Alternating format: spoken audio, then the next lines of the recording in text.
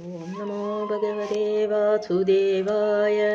ഓം നമോ ഭഗവതേ വാസുദേവായ. ഓം നമോ ഭഗവതേ വാസുദേവായ.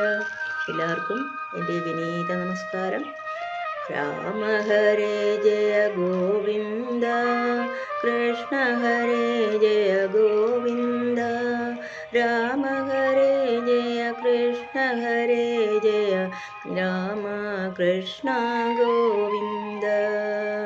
രാമ ഹരേ ജയ ഗോവിന്ദ, കൃഷ്ണ ഹരേ ജയ ഗോവിന്ദ, രാമ ഹരേ ജയ കൃഷ്ണ ഹരേ ജയ രാമ കൃഷ്ണ ഗോവിന്ദ. രാമ ഹരേ ജയ ഗോവിന്ദ, കൃഷ്ണ ഹരേ ജയ ഗോവിന്ദ, രാമ ഹരേ ജയ കൃഷ്ണ ഹരേ ജയ രാമ കൃഷ്ണ ഗോവിന്ദ.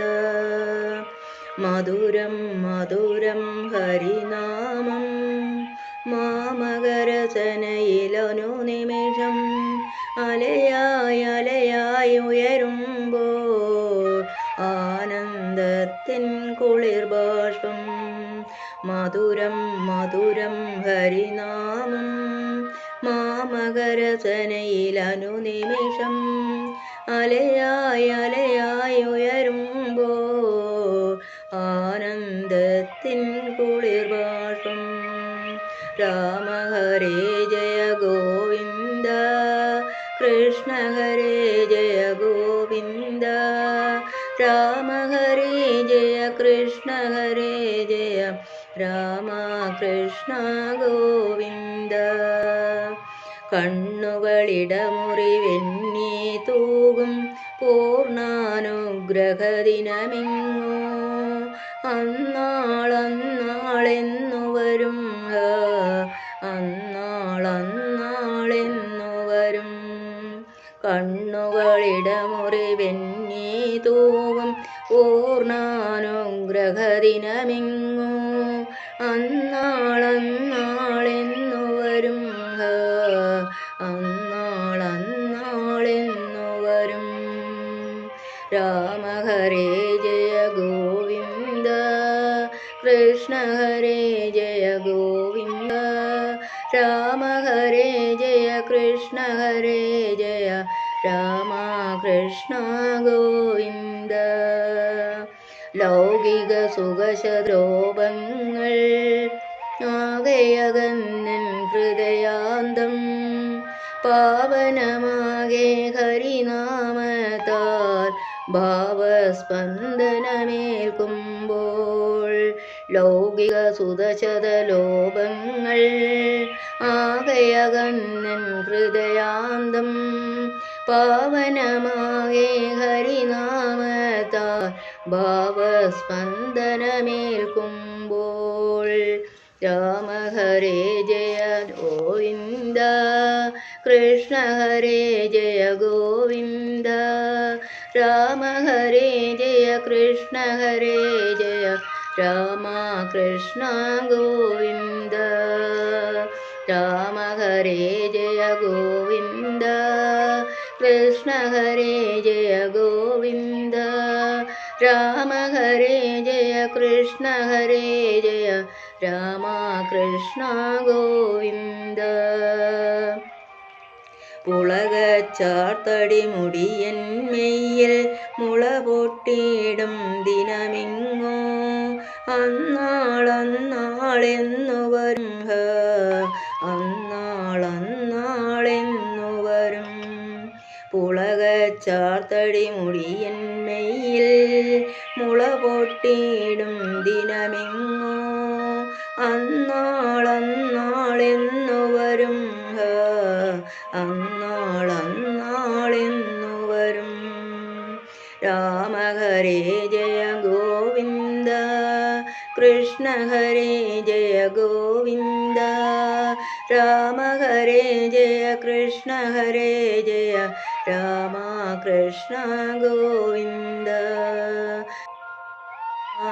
രാമ ഹരേ ജയ ഗോവിന്ദ, കൃഷ്ണ ഹരേ ജയ ഗോവിന്ദ, രാമ ഹരേ ജയ കൃഷ്ണ ഹരേ ജയ രാമ കൃഷ്ണ ഗോവിന്ദ രാമ കൃഷ്ണ ഗോവിന്ദ രാമ കൃഷ്ണ ഗോവിന്ദ. ഓം നമോ ഭഗവതേ വാസുദേവായ. രാജാവ് വീണ്ടും ഒരു ചോദ്യം കൂടി ചോദിക്കുകയാണ്. കാലത്തിൻ്റെ വ്യത്യാസം കൊണ്ട് ഈശ്വരോപാസനയ്ക്കോ ആധ്യാത്മിക ധർമ്മത്തിനോ വ്യത്യാസമുണ്ടോ? ഉണ്ടെങ്കിൽ അതിൻ്റെ സ്വരൂപം എന്താണ്? കരഭാജൻ എന്ന മഹാത്മാവാണ് അതിന് ഉത്തരം പറഞ്ഞത്. കാലത്തെ കൃതം, ത്രേത, ദ്വാപരം, കലി എന്നിങ്ങനെ 4ആയി വേർതിരിച്ചിട്ടുണ്ട്. ഇതിൽ കൃതയുഗം ജ്ഞാനത്തിനും, ത്രേതായുഗം തപസ്സിനും, ദ്വാപരയുഗം യജ്ഞങ്ങൾക്കും, കലിയുഗം കീർത്തനത്തിനും പ്രാധാന്യമുള്ള കാലമാണ്. കൃതയുഗത്തിലെ ജനങ്ങളൊക്കെ ജന്മനാ തന്നെ ജ്ഞാനികളായിരിക്കും. ബ്രഹ്മനിഷ്ഠ മാത്രമായിരിക്കും അവരുടെ വൃത്തി. ശരീരധർമ്മങ്ങളും ശാരീരികാധ്വാനവും വളരെ ചുരുങ്ങിയിരിക്കും. എപ്പോഴെങ്കിലും ചിലപ്പോൾ എന്തെങ്കിലും വല്ലതും അല്പം ആഹാരം കഴിക്കണം. വേറെ യാതൊരു വിഷയങ്ങൾക്കും അവർക്ക് തൃഷ്ണയുണ്ടായിരിക്കുകയുമില്ല.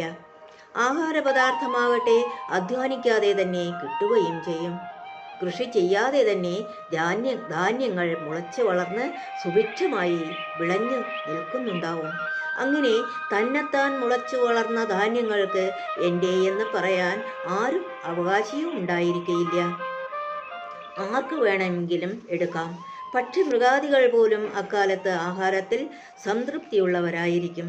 ആരും ഏതൊരു സാധനത്തെയും എൻ്റെ തന്നെ അവകാശപ്പെടുകയോ അഭിമാനിക്കുകയോ ചെയ്യില്ല. ഒരു സാധനവും നാളേക്കെന്ന് പറഞ്ഞ് സൂക്ഷിക്കുകയുമില്ല. അവരവർക്ക് അപ്പോഴപ്പോൾ ആവശ്യമുള്ളതിനെ മാത്രമേ ആരും എടുക്കുകയുള്ളൂ. എല്ലാവരും മിക്കവാറും ജ്ഞാനികളും ബ്രഹ്മനിഷ്ഠന്മാരുമായിരിക്കുകയും ചെയ്യും. ശരീരാഭിമാനം ആർക്കും ഉണ്ടായിരിക്കുകയില്ല. ശരീരാഭിമാനമുള്ളവരെ ഏറ്റവും നീചന്മാരായി മാത്രമേ കണക്കാക്കുകയുമുള്ളൂ.